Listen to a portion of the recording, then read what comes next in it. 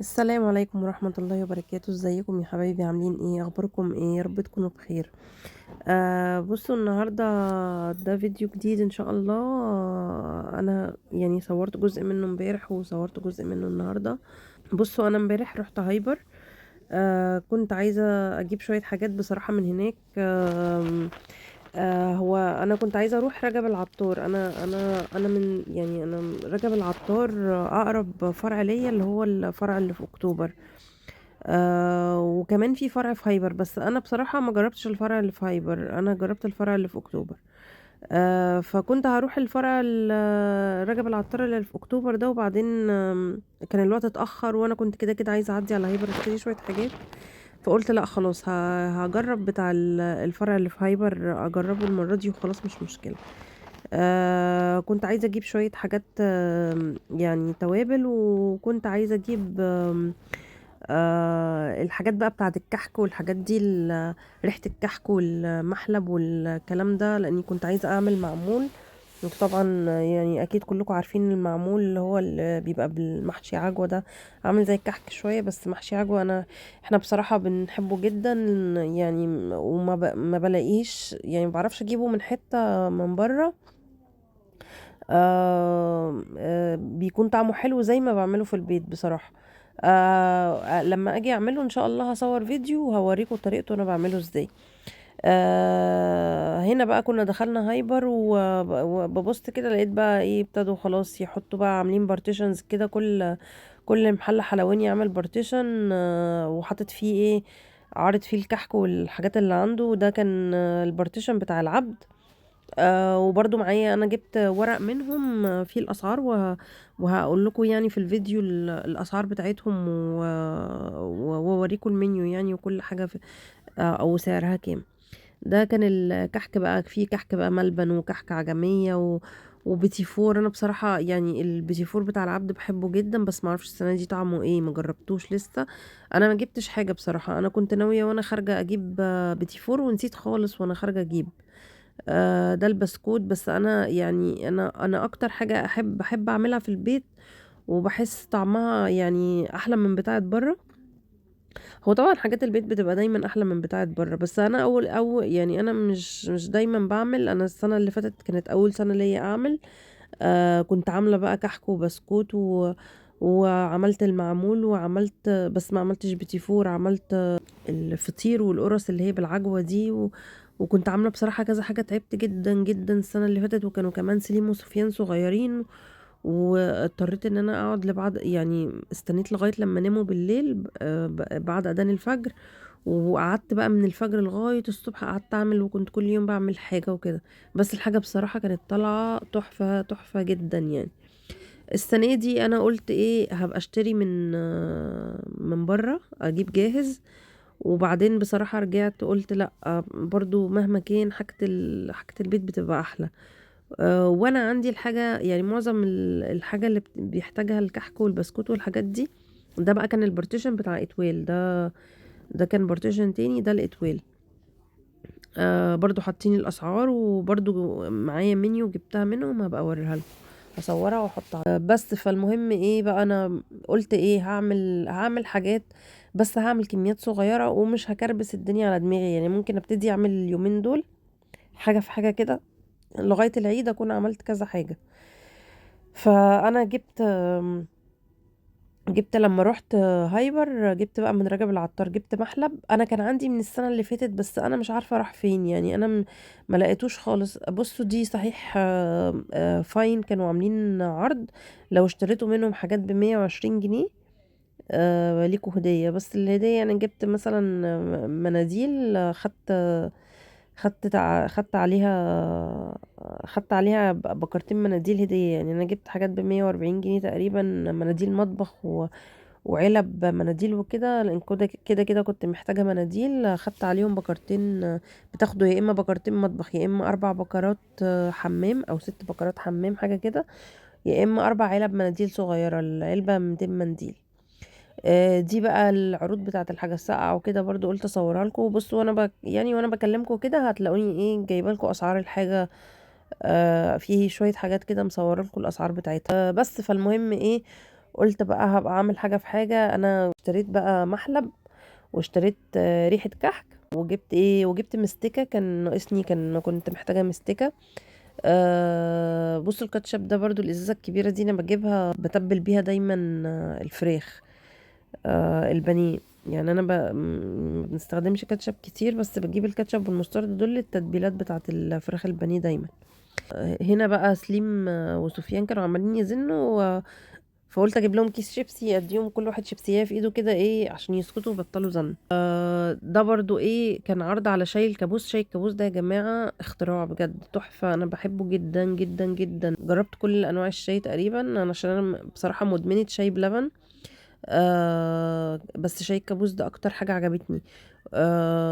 ده كان عسل برضو اسمه بيكو، معرفش كان عليه عرض. انا بستخدم العسل دايما، يعني بجيب منه كميات يعني بحتاجه كتير. بس معرفش بقى كان ده نوع حلو ولا وحش، بصراحة كنت عايزة اجيبه بس في الاخر اترددت. بقالي فترة مش عارفة اجيب عسل كويس. كانت في البنت اللي بتجيب لي الزبدة دي، كانت دايما بتجيب لي العسل، ومع الأسف العسل اللي عندها دايما تقول لي بتجيبه شهر 5. فهي قالت لي استني لغاية شهر 4 أو 5 يكون الأطفال اللي هي بتاعت العسل دي اتعملت. معرفش، مش بفهم قوي يعني في قطفة ايه ومش عارف ايه. المهم يعني ايه، ما كنتش بحب غير العسل بتاعها. عمالة اجيب بقى في انواع تانية امتنان وما اعرفش ايه وحاجات، ما فيش ولا حاجة بصراحة مقتنعة بيها يعني. المهم هاتوا شاي الكابوس ده يا جماعة، حلو جدا وتقيل. ويعني لو بتستخدموا مثلا اي نوع شاي تاني، بتستخدموا معلقة قصاد المعلقة اللي بتستخدموها، هتستخدموا من الكابوس ده نص معلقة.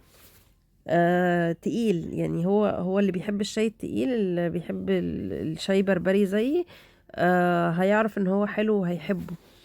دي بقى كانت عروض على الجبن، اللي هي الكوبايات. انا جبت من اللي هي البريزيدون دي، بالطعم الشيدر. دي كانت الاسعار بصراحة، اسعارهم غليوا جدا جدا جدا، يعني ما كانتش كده الاول. انا كنت بجيب الكوباية الصغيرة دي، كنت فاكرة ان هي كانت زمان كانت ب10 جنيه ولا حاجة. اسعارها بقت فظيعة. ودي بقى كانت عروض الزبادي اليوناني والزبادي المراعي وزبادي جهينة والحاجات دي، كذا نوع. قلت برضو ايه، اصور لكم كده لو عايزين تعرفوا الاسعار. انا بقى ايه، قلت هعمل السنه دي ان شاء الله، هعمل معمول ده اساسي اساسي، يعني حتى لو ما عملش اي حاجه تانية بس هعمل معمول. و... وبفكر اعمل يعني بقى ايه حاجات كميات صغيره بقى من، يعني ممكن اعمل شويه كحك صغيرين، لان انا برضو ايه مش بناكل كتير من الحاجات دي، جوزي ملوش قوي فيهم. يعني جوزي بيحب المعمول وبيحب البسكوت. انا بصراحة بحب الحاجات دي جدا، يعني يعني عاشقة للكحك والحاجات دي. بس انا بحب بقى ايه الكحك. هنا كنت بقى في رجب العطار، كنت بجيب منه الحاجة. انا بحب الكحك بالملبن، وبحب المعمول جدا. البسكوت ماليش فيه قوي بصراحة. فانا لو هعمل ممكن اعمل شوية بسكوت صغيرين مثلا لسليم وسفيان وباباهم، يعني هما برضو سليم وسفيان كانوا حابينه، دقوه قبل كده وكانوا حابينه، معرفش بقى هم فاكرين طعمه ولا هيعملوا ايه. بس هنا بقى كنا مشينا، كنا خلاص روحنا وكنا بنجيب السحور. كنا مشينا خلاص من هايبر.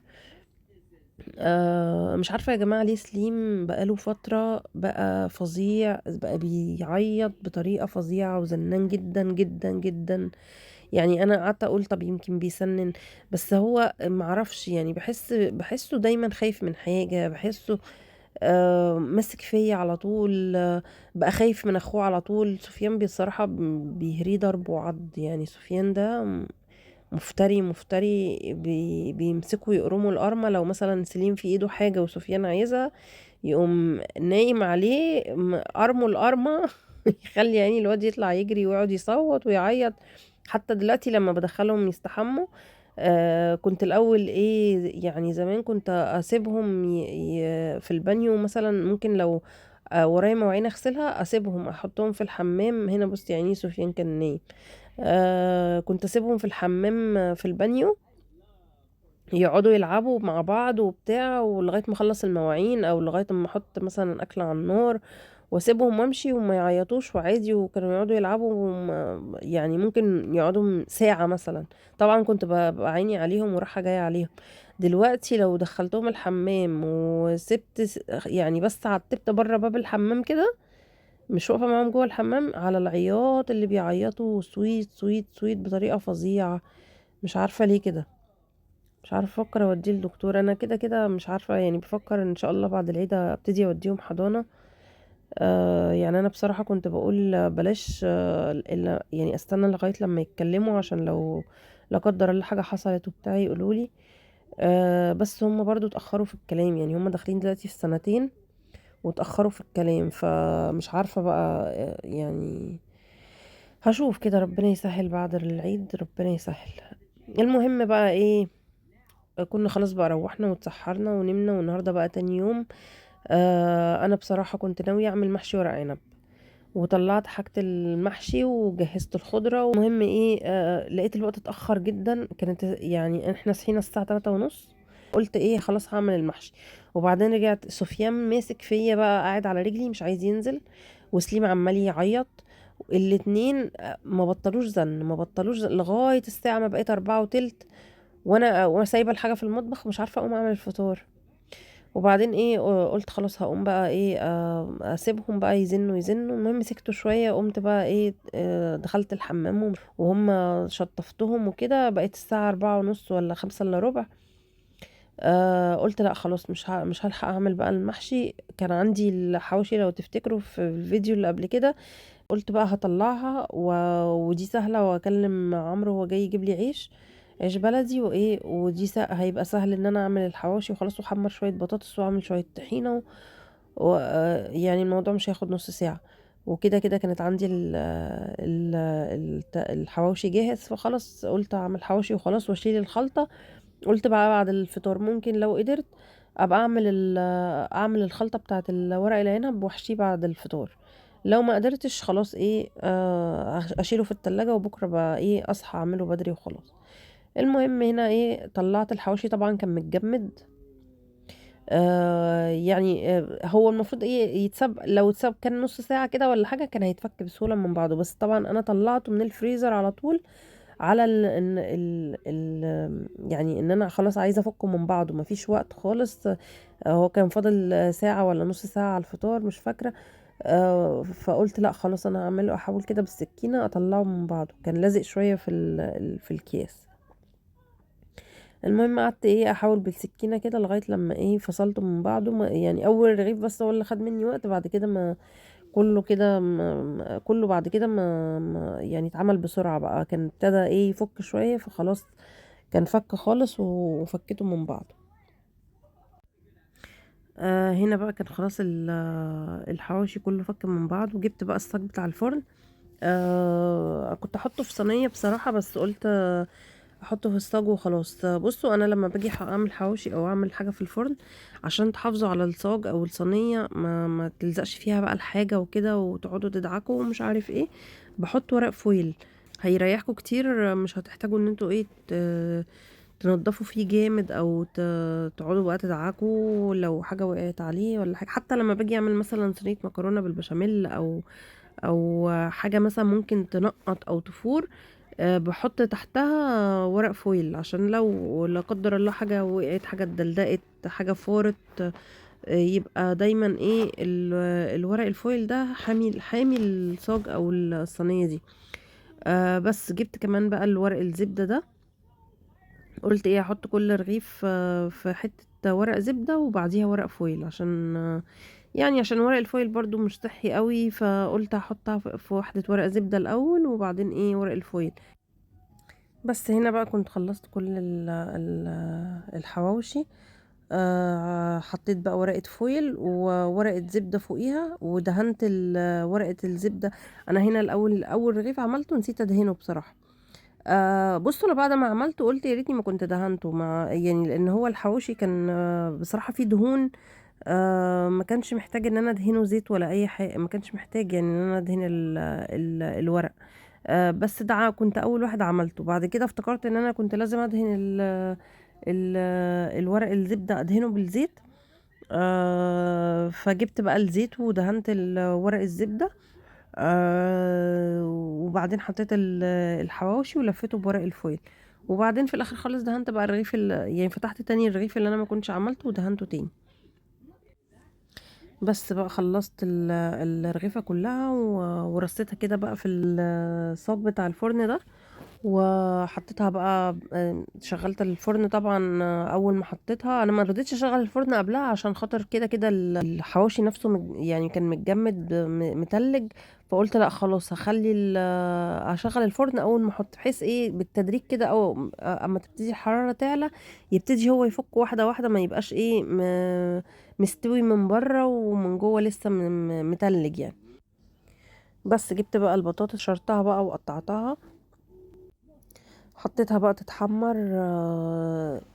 سبتها بقى مع نفسها كده. قلت ايه، اروح اعمل الطحينة واشوف لو في حاجة في الحوض اروح اغسلها على ما ايه البطاطس تتحمر وكده.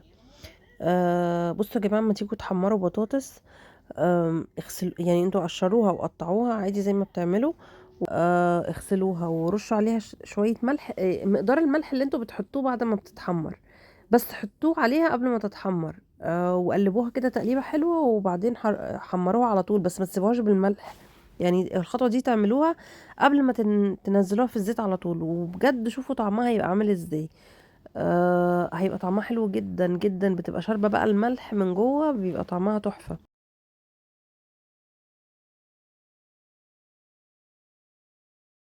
طبعا الطحينه ما فيش اسهل منها يعني، اكيد كلنا بنعرف نعمل طحينه يعني، بس انا برضو هقول لكم ايه انا بعملها ازاي، وجربوا برضو الطريقه دي شوفوها هتعجبكم ولا لا. انا بحط عادي الطحينه، بحط كل حاجه فوق بعض. بحط الطحينه، بحط الملح، بحط رشه سكر صغننه جدا، وبحط لها شويه ملح صغيرين جدا، شويه قصدي كمون صغيرين جدا، وشويه كزبره برضو، وببشر فص توم صغير، او قطعوه صغير زي ما انتوا عايزين يعني. بس وبحط الخل، حبة خل صغيرين، والمية مية دافية او مية من الحنفية عادي مش هتفرق. بس واقلب كله مع بعضه، وفي الاخر خالص ايه نص ليمونة كده بعصرها.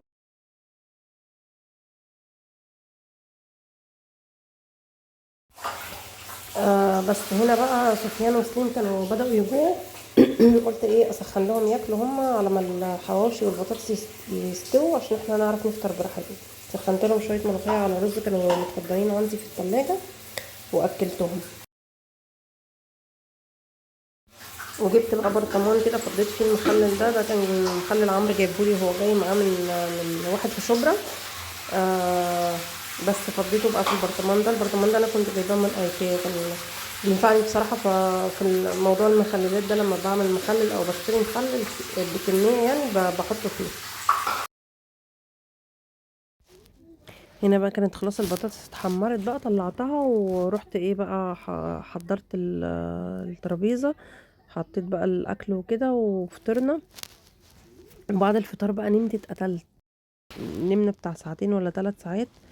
وسفيان بقى هو اللي صحاني، صحي بقى قعد يعيط، فقمت صاحيه بقى وايه، وقلت اشوف بقى اللي ورايا اغسل بقى. طبعا ما كنتش غسلت مواعين ولا كنت عملت اي حاجه، وسايبه المطبخ يضرب يقلب.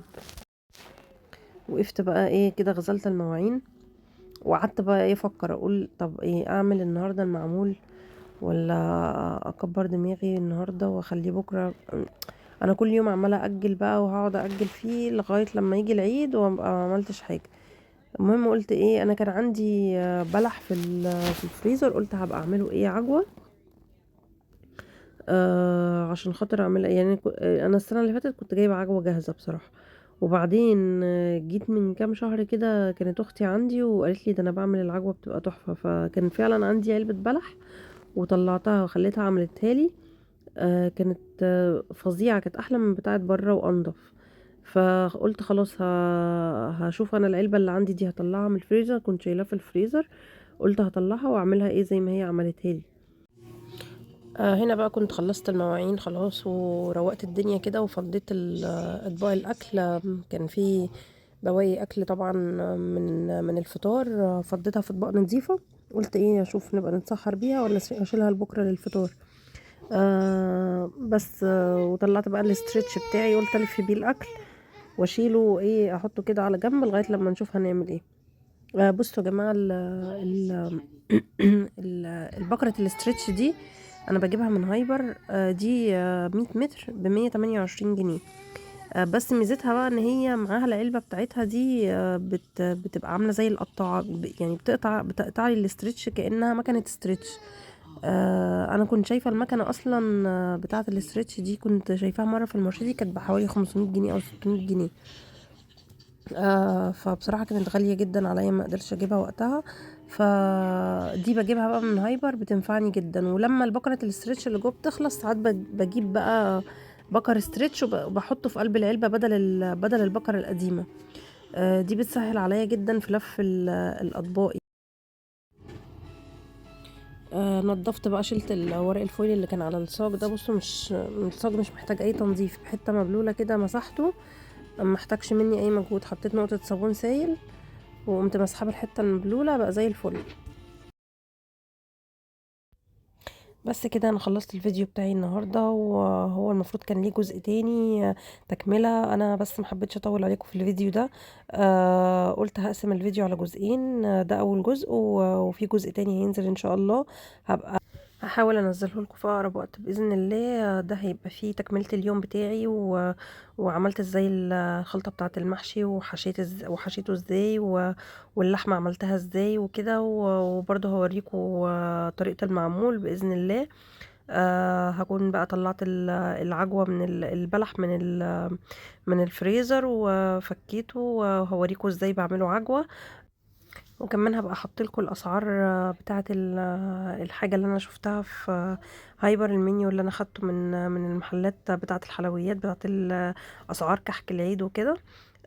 ما تنسوش بقى تعملوا لي لايك وتشتركوا في القناه عشان يوصلكم كل الفيديوهات الجديده باذن الله.